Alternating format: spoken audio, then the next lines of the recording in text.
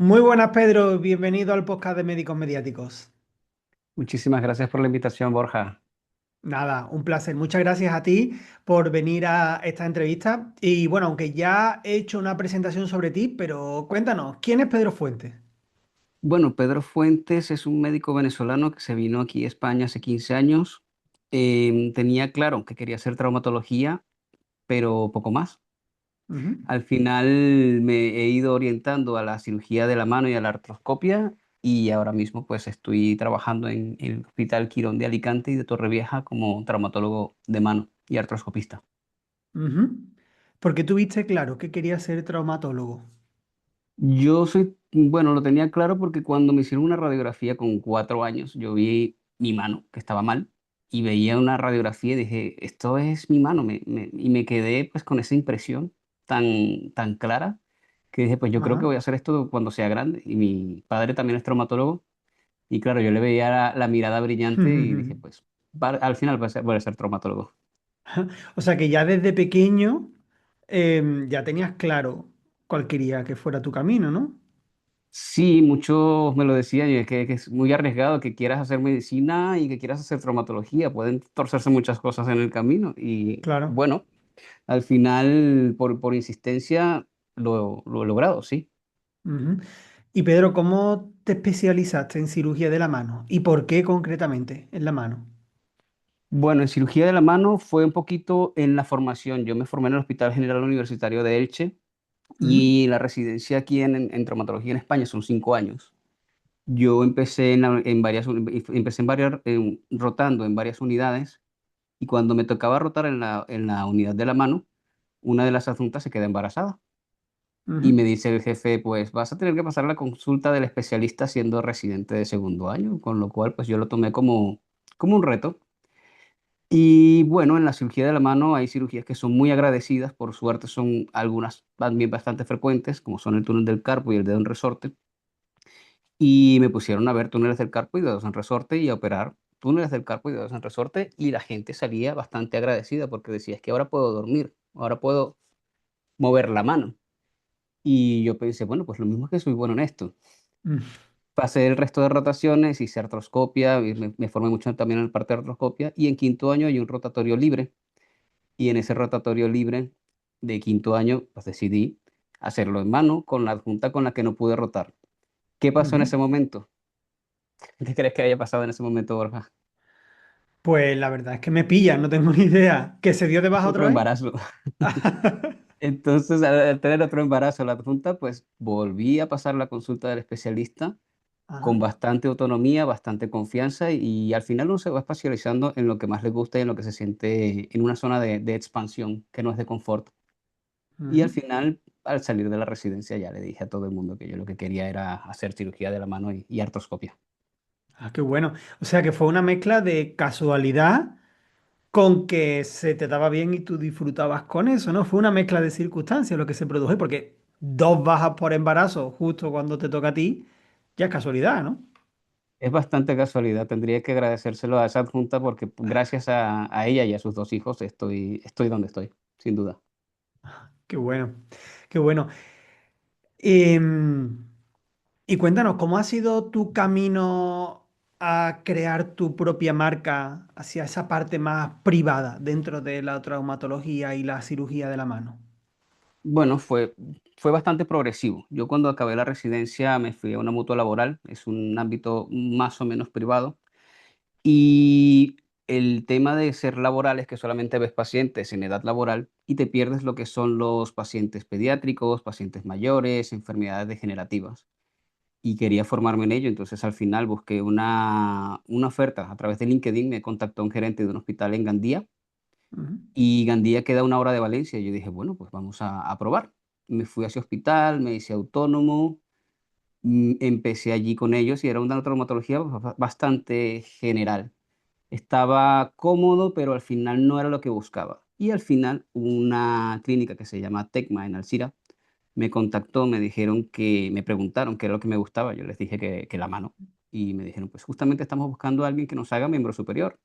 ah, Y me cambié de hospital al hospital de Alcira me filtraban todos los pacientes a todo lo que sea miembro superior y yo estaba pues bastante contento. Pero fue un camino, digamos, de ensayo y error porque no hay un manual para el autónomo de cómo hacer la medicina privada. Y no hay eso, no hay una situación igual entre un médico y otro en este sentido. Ujú. A qué te refieres con eso? En el camino del médico autónomo, ¿cuáles son las principales dificultades que te has encontrado? Pues lo primero cuando te dicen allí en los requisitos necesitas es darte de alta de autónomo en el colegio de médicos. Vas al colegio de médicos y sí, que te dan la información, te hacen llenar unas planillas, pero no es que salga en internet, oye, tienes que hacer esto, tienes que llevar esto aquí, tienes que hacer un seguro de responsabilidad civil que hay de X cantidad, de 1.200.000, 1.800.000, 2 millones, y yo pues mira, no lo sé, yo no sé cuánto tengo que contratar en un seguro de responsabilidad civil. Y poco a poco pues vas llenando ficha aquí, fichas allá, vas llenando y vas cumpliendo todos los requisitos que necesitan en los hospitales privados para poder hacer la práctica privada como tal. Pero Ujú. no hay como un soporte escrito, ojalá lo hubiera, porque justamente yo lo hice justo después de la pandemia, perdona, y ahora las cosas han cambiado. Hay cosas que se mantienen, pero que yo recomendarle a alguien cómo hacerse médico autónomo, pues es bastante complicado. Tuviste que ir aprendiendo casi sobre la marcha temas burocráticos, ¿no? De papeleo, lo que tú has dicho, ¿no? El seguro de responsabilidad civil. No sé si también temas de gestión o incluso temas de marketing, ¿no? Todo, todo. Allí buscar el marketing, te lo vas forjando poco a poco. En el boca a oído también funciona muchísimo. También funciona mucho, pues, decirle al paciente, mira, yo me especializo en esto, tú tienes una patología, me lo invento, de columna, yo Ujú, te puedo mandar algunas pruebas y te puedo recomendar a algún especialista que lo haga mejor que yo, porque yo tengo ese conocimiento menos fresco. Pero cualquier cosa que necesites acerca de artroscopia de hombro o de muñeca, dímelo y aquí estaré. Y muchos pacientes, una buena parte siempre dicen, ah, pues mira, justamente en la muñeca me salió este bultito de aquí, ¿qué puedes hacer con esto que me duele? Y mira, allí sí te puedo ayudar. Y si no son el mismo paciente, pues siempre traen alguna hermana, algún ujú, primo, algún tío, oye, mira, a esta persona le gusta la mano y está aquí, y visítalo. Y así pues ujú, muchos de los pacientes también llegan de esa forma. ujú, El tema de burocracia complicado, ¿vale? Sobre todo con los seguros privados que tienes que firmar autorizaciones para hacer una cirugía en un hospital es diferente a las autorizaciones que tienes que hacer con otro. Tienes que buscar tu propio personal muchas veces, el anestesista, son muchas cosas que dependiendo del hospital y dependiendo del soporte que tengas, lo puedes hacer o lo vas a hacer al final, pero ujú, te puede costar un poco más o un poco menos, según tengas a alguien que haya labrado ese camino anteriormente por ti. ujú. Lo que has comentado antes sobre el tema de los pacientes me ha llamado la atención porque tú al final lo que estabas haciendo también por buscar la ayuda a los pacientes, pero también por vender, ¿no? Te estabas vendiendo, mira, yo no hago esto, pero sí hago esto otro. ¿Te interesa? Yo me encuentro bastante en el sector médico, bastante aversión a la venta, ¿no? Al decir, mira, yo te ofrezco esto, ¿lo quieres? Y sin embargo tú lo hacías de una manera muy natural. Me ha gustado mucho ese punto de vista. ¿Cómo te enfrentabas tú a esa venta, a esa ofrecerle tus servicios a pacientes que no iban buscando eso específicamente? Pues yo creo que fue surgiendo de manera natural, porque era como que esta persona está buscando algo de mí y no es lo que yo tengo para él, pero al final Ujú, puedo ofrecerle esto otro. Y al final el paciente lo que necesita es sentirse escuchado. Y si tú escuchas al paciente, le entiendes lo que le está pasando, y aunque no le puedas ayudar, por lo menos ya tienes una idea de lo que le está pasando, el paciente al final se va pues más contento, aunque no le hayas hecho nada. ajá. Muy buen punto de vista ese también, el sentirse que se sienta escuchado y también y acompañarle, ayudarle en la medida de lo posible. ¿Y en qué momento, Pedro, empezaste a trabajar más tu marca personal? Porque hoy en día tú tienes página web, tú trabajas tu marca personal. ¿En qué momento te diste cuenta de que, oye, esto tengo que dedicarle tiempo, tengo que dedicarle recursos?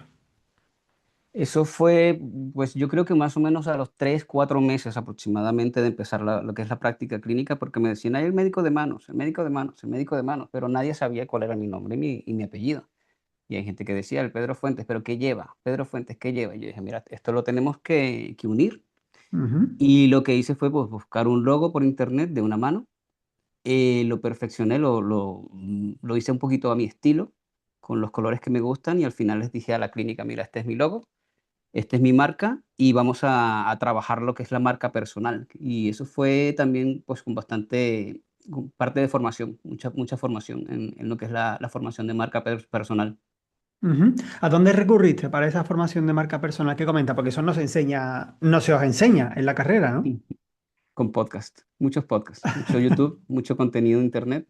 Después de la pandemia empezó una oleada impresionante de personas talentosísimas a hacer muchos podcasts y el que pudo aprovechar esa ola la aprovechó. Y yo en ese caso, pues eso, que muchos formadores de marca personal, para mí uno de los mejores es Luis Ramos.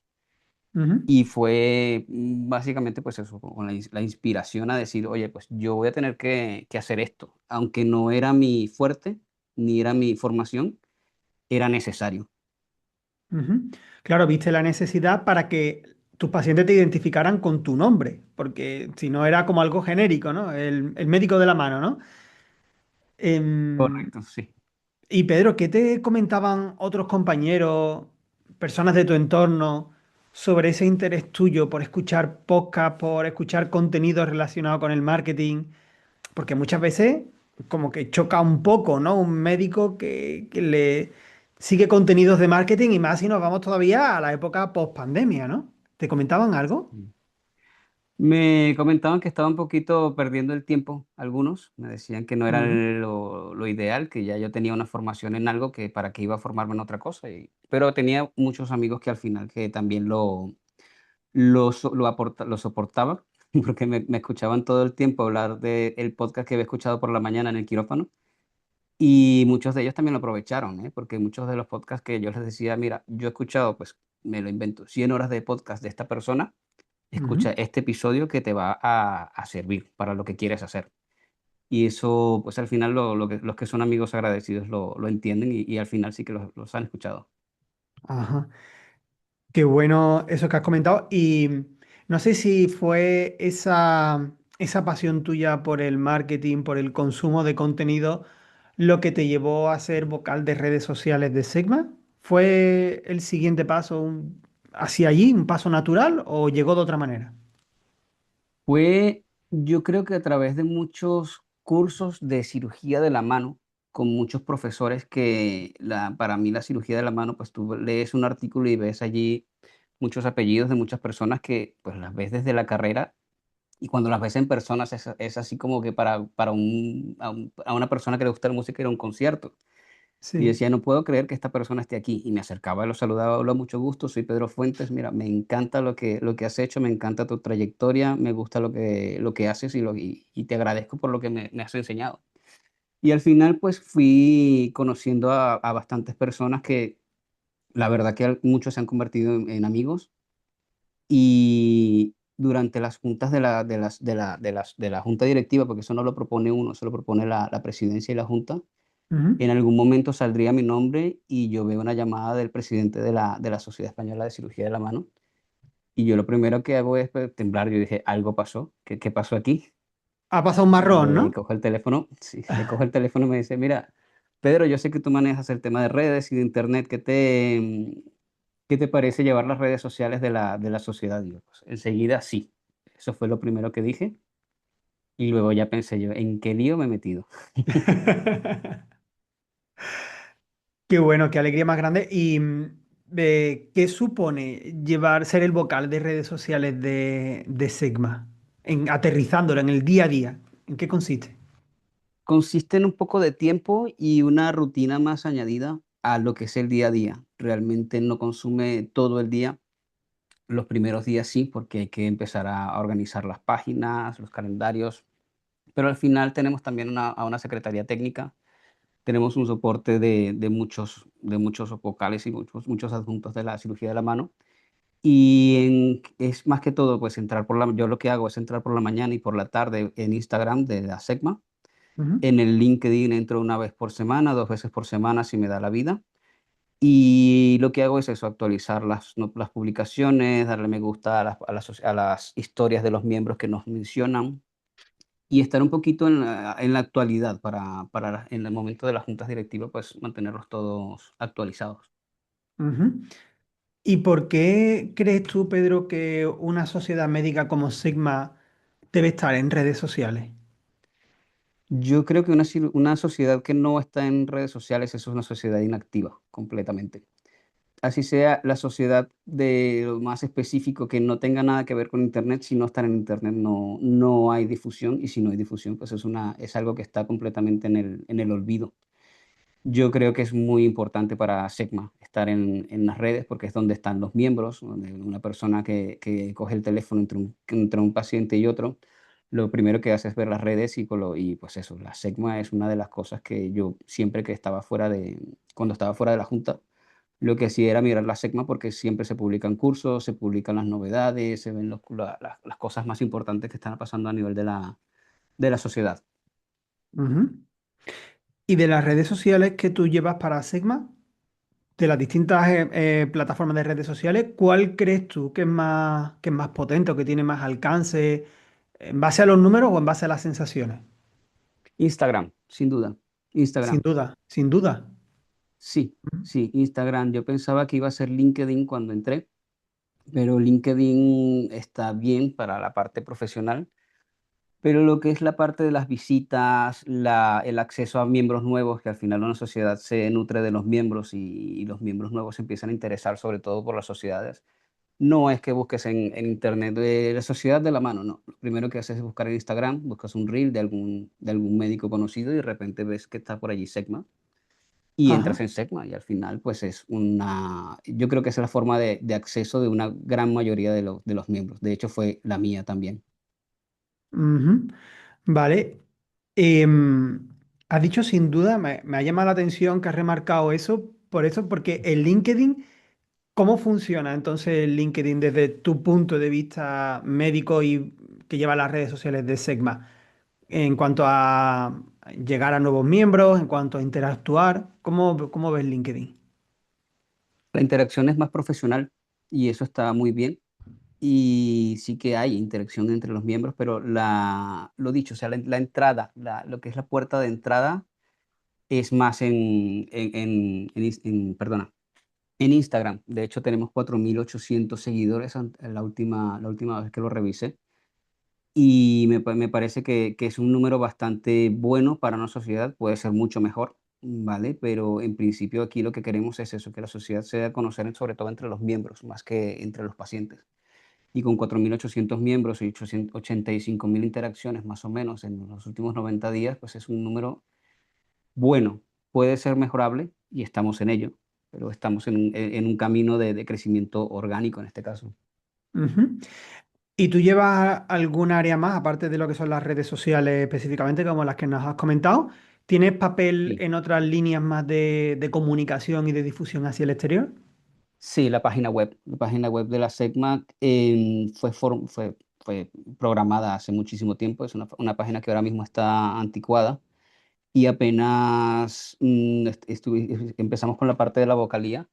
Se hizo la propuesta de reformar la página web. Es una página web que está muy bien para un ordenador, pero para un móvil se ve bastante mal. Ujú, Estamos en ello, estamos dándole bastante forma, probablemente para el Congreso de Valencia de la SECMA en abril la tengamos preparada y preparada sobre todo para los miembros, para los nuevos miembros y también para los antiguos, para que actualicen los datos, porque hay muchos miembros pues que por más que sea, pues no se actualizan el correo, no se actualizan el teléfono y estamos haciendo esa campaña para lanzar una web a lo grande, actualizada y ujú, con todo lo que los miembros de la SECMA se merecen. ujú. Y Pedro, bueno, como sabes, en este podcast, bueno, se habla de muchos temas, pero se habla mucho de medios de comunicación, ¿no? Medios de comunicación tradicionales. ¿Qué opinas tú sobre el papel de los medios de comunicación a la hora de difundir la labor profesional, la historia, los consejos de profesionales médicos hacia la sociedad en general? Es importantísimo. De hecho, la SECMA está unida a lo que es la FESH, que es la Federación Europea de Cirugía de la Mano, Ujú, y se están enfocando bastante a lo que es la orientación al público. Y es muy importante también porque muchos pacientes van a la sociedad, a la web, interesados por saber quién le está tratando, qué es lo que les está pasando. Allí tenemos, pues, nosotros tenemos orientado ahora mismo una campaña que se llama Segma Academy. Y Segma Academy Pacientes es básicamente para eso, es una serie de vídeos orientados al paciente. ¿Qué Ujú, hacemos en la consulta? Pues tú ves a un paciente con un túnel del carpo y le dices, pues el túnel del carpo te lo puedo, y se lo explicas en 2, 3 minutos.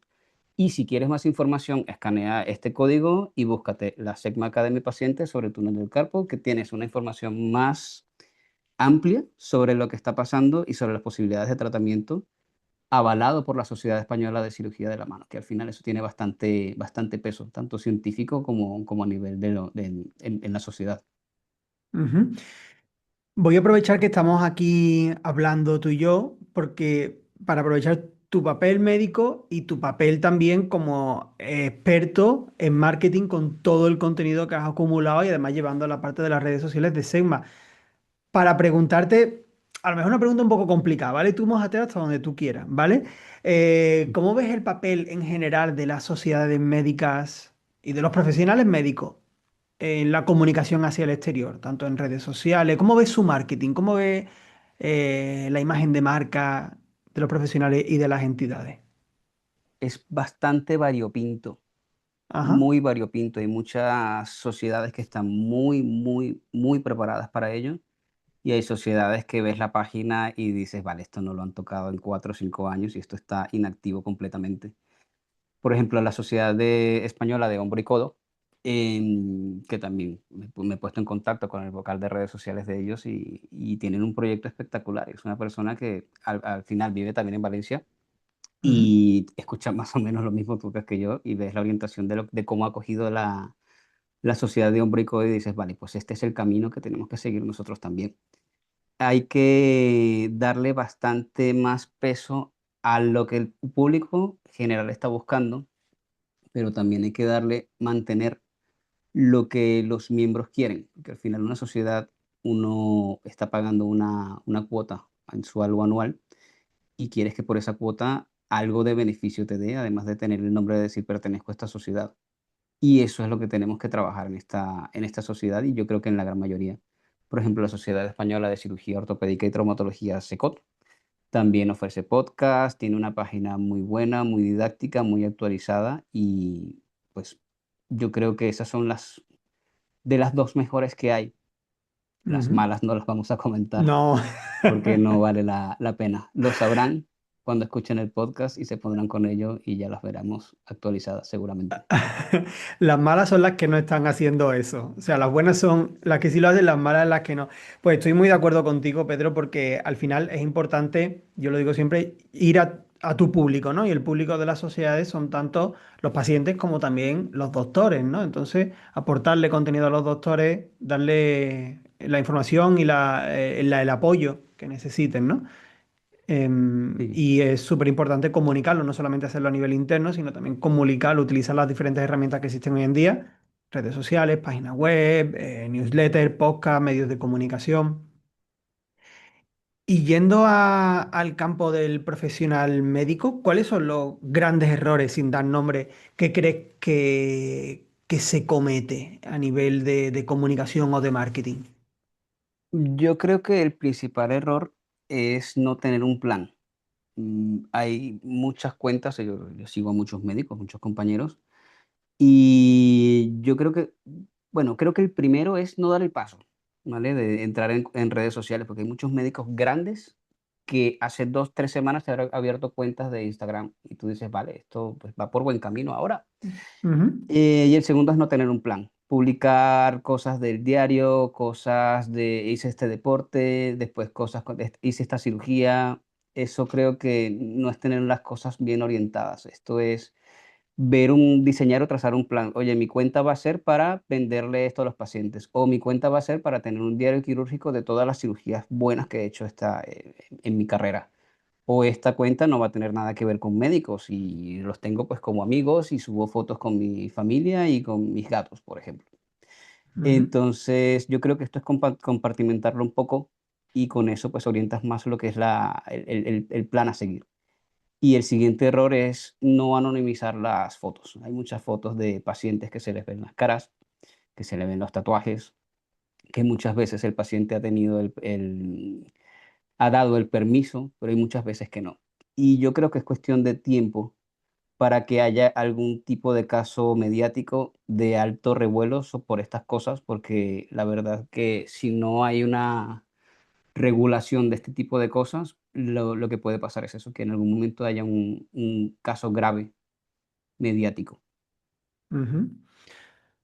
Sobre esto último que acabas de comentar, precisamente hice hace poco una entrevista para el podcast, que cuando se haya emitido esta, ya se habrá emitido la otra. Es con una abogada experta en medicina y precisamente entre los distintos aspectos que comenta que hay que tener mucho cuidado es este, el anonimizar, no solamente tapar la cara, sino como tú has dicho, tapar un tatuaje, algo que haga reconocible a la persona. Entonces esto lo comenta esta abogada experta en medicina y son cosas que hay que tener muy en cuenta porque puede surgir un problema a nivel económico, de multa, mediático, son aspectos a tener muy en cuenta. Sí, yo Mm, creo que hay que tener mucho cuidado porque hay muchas cosas que a mí me encantaría publicar y no he publicado porque no tengo el permiso del paciente. Y sin el permiso del paciente no vale la pena por alimentar mi carrera o mi trayectoria profesional de decir, oye, mira, he hecho esto es buenísimo, pero si no tengo el permiso de la persona, claro, no está bien hacer ese tipo de publicaciones. claro. Pedro, ¿qué consejo le daría a un especialista que quiere empezar a mejorar su presencia online? ¿Qué le dirías tú? Es, estudia, fórmate y da el primer paso. Eso es lo primero, dar el primer paso, eso lo que te comenté del mentor Luis Ramos. Si no das el primer paso, pues mm, no se hace nada. Hay que dar el primer paso, equivocarse, hay que formarse, por supuesto, pero hay que ejecutar un plan trazado, ¿vale? Al momento de tener un plan que esté trazado, esto es cuestión de tiempo para Ujú. que las cosas salgan bien. Ujú.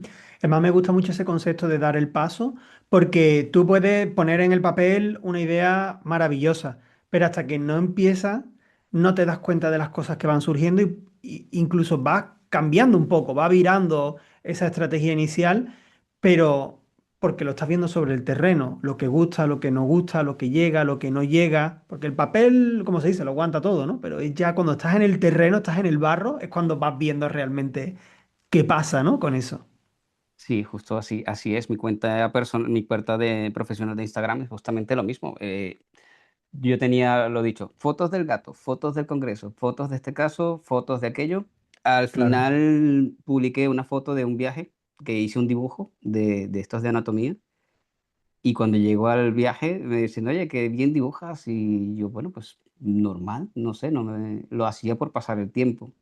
Ujú, Y después otra persona y otra, y pues, bueno, pues de vuelta hago otro dibujo, entonces a ver si cala igual. Y ujú, caló igual.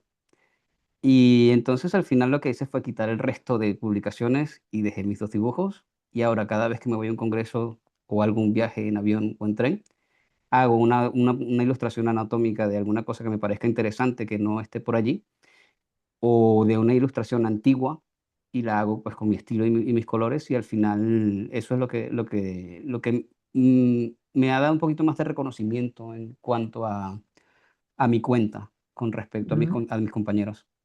ujú. ¿Y a ti te ha pasado, Pedro, igual que tú antes contabas que tú te acercabas a referentes para agradecerles lo que habías aprendido con ellos, a ti te ha pasado que se acerque alguien a ti para decirte, te sigo, sigo tu trayectoria, me inspiro en lo que haces? ¿Te ha ocurrido eso ya o todavía no? Sí, con los dibujos. Con la parte de los dibujos, sí, oye, mira, con qué lo has hecho, con qué técnica? Y yo, bueno, mira, esto Ujú. es pues, probar. La Innato, parte de ¿no? técnicas quirúrgicas como tal, no. Yo me considero todavía un cirujano joven. Pero con la parte de los dibujos sí, y yo la verdad que cuando me lo dicen, pues yo me siento muy orgulloso y agradecido con mi tableta que tiene ya pues 8 o 9 años que sigue dando la talla y vamos, no me arrepiento en absoluto de haber hecho la publicación del primer dibujo y orientar todo lo que es mi cuenta a ilustraciones. Ujú. Em, Pedro, em, aunque ya hemos hablado mucho sobre ti, sobre tu trayectoria, posiblemente haya personas que quieran saber más sobre ti, seguirte, inspirarse en ti, personas que están escuchando este podcast que no te conocen. ¿Dónde te pueden encontrar? traumapedrofuentes.com o la cuenta de Instagram Trauma Pedro Fuentes, LinkedIn Trauma Pedro Fuentes. Si me veis en persona, saludarme, pararme y saludarme, que yo soy un libro abierto. Ujú. Las personas que me conocen lo saben. Cualquier información, cualquier dato, no soy una persona, no me considero para nada egoísta, con lo cual preguntarme, pararme y nada, para el que quiera, un libro abierto. Qué bueno. Y no quería dejar de preguntarte, Pedro, tú como consumidor de contenido de marketing y de podcast, a los oyentes de este podcast, ¿cuál les recomendarías? ¿Qué podcast que ya has hablado de Luis Ramos? ¿Qué otro profesional del marketing les recomendaría o qué otro podcast les recomendarías que escucharan? Yo los pondría primero médicos mediáticos, segundo Luis Muchas Ramos gracias. y tercero Fermiralles, que es un experto en oratoria. Ya quisiera yo haber hecho más técnicas con Fermiralles, pero el tiempo es el que es. Creo que es un buen referente en cuanto al marketing y en oratoria, que la oratoria es eso para todo en la vida. Ujú. Muy buena recomendación también esa, Pedro. Ha sido un placer charlar contigo, conocer más sobre ti, sobre tu trayectoria, sobre ese perfil de amor al marketing también, que me gusta mucho en el ámbito médico. Y espero que tú hayas disfrutado también con esta entrevista. Claro que sí. Me alegro mucho, Pedro. Pues nada, un placer y muchísimas gracias, de verdad. Gracias a ti, Borja. Un abrazo.